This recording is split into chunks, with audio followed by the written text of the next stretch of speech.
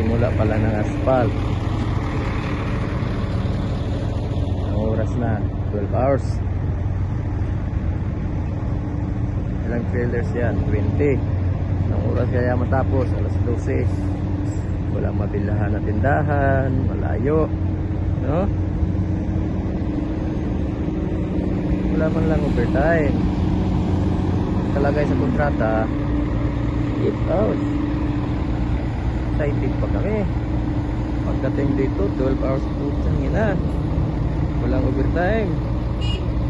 Lahat TY. Lahat TY ito. Ilang oras na naman kaya ito matapos?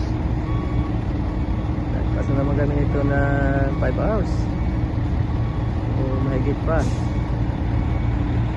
Patay na to. Bali, ipatrip na lang siguro kapag hindi na kaya. Ano yung mga trailers na yan, yan yung mga tao.